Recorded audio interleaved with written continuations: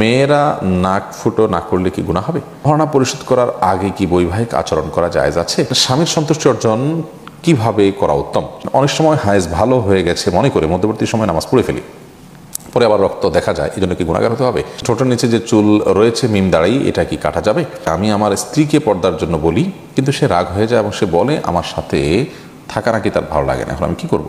রোশন জাহান আপনি লিখেছেন, অনেক সময় হায়েজ ভালো হয়ে গেছে মনে করে মধ্যবর্তী সময় নামাজ পড়ে ফেলি, পরে আবার রক্ত দেখা যায়, এই জন্য কি গুনাহগার হতে হবে?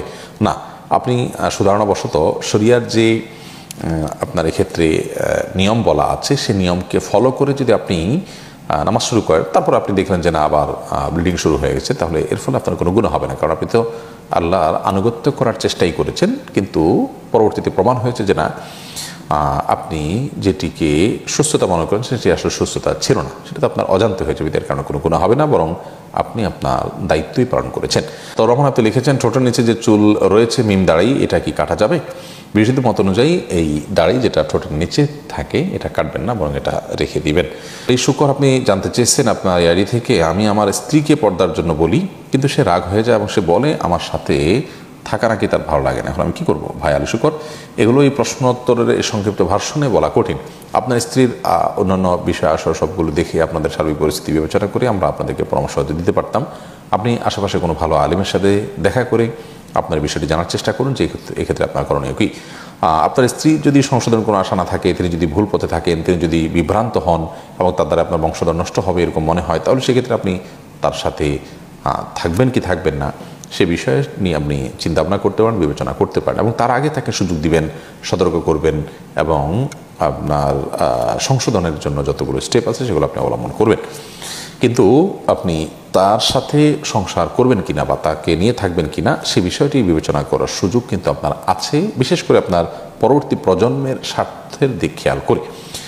এরপর মুফতি ইসলাম আপনি লিখেছেন, স্বামীর সন্তুষ্টি অর্জন কিভাবে করা উত্তম? স্বামীর সন্তুষ্টি অর্জন করার জন্য আপনাকে অবশ্যই প্রথমত আল্লাহ তাআলার আদেশের গণ্ডির মধ্যে থেকেই করবে, দ্বিতীয়ত স্বামীর চরিত্র হেফাজতের জন্য নিজেকে যথাসম্ভব সাজিয়ে গুছিয়ে রাখা এবং যাতে করে স্বামী অন্য কোনো নারীর প্রতি আসক্তিতে না জড়িয়ে পড়েন সেজন্য নিজের সাধ্যে যেটুকু আছে সেটুকু চেষ্টা আপনাকে করতে হবে।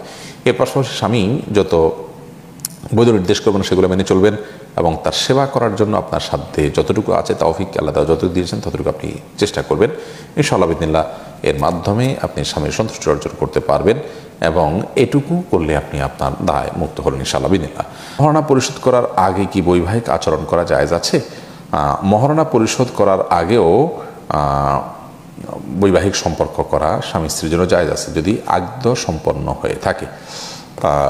নারী পুরুষ উভয়ের মধ্যে যদি আপনার প্রস্তাব এবং সম্মতি এগুলো দুজন সাক্ষীর সামনে হয়ে থাকে, অর্থাৎ বিবাহ পড়ানো যেটাকে বলে আমরা আগদ, সেটা যদি হয়ে থাকে এরপরে মহারণা পরিশোধ করা না হলেও স্বামী স্ত্রী হিসাবে তারা গণ্য হয়ে গেছেন, যার কারণে স্বামী স্ত্রী সুলভ আচরণ করতে কোনো অসুবিধা নেই। তবে হ্যাঁ, অবশ্যই মহারণা যত দ্রুত সম্ভব তত দিয়ে দেওয়াটাই হলো উচিত এবং কর্তব্য। সারা বিনতে রিদ্দিক এআইডি থেকে আপনি লিখেছেন, মেয়েরা নাক ফুটো না করলে কি গুনাহ হবে? মেয়েরা নাক ফুটো না করলে গুনাহ হওয়ার কোনো কারণ নেই, অনেকে এটা না জেনে বলে থাকেন। কারণ যদি আজীবন নাক ফুটা না থাকলেও তাতেও কোনো অসুবিধা নেই।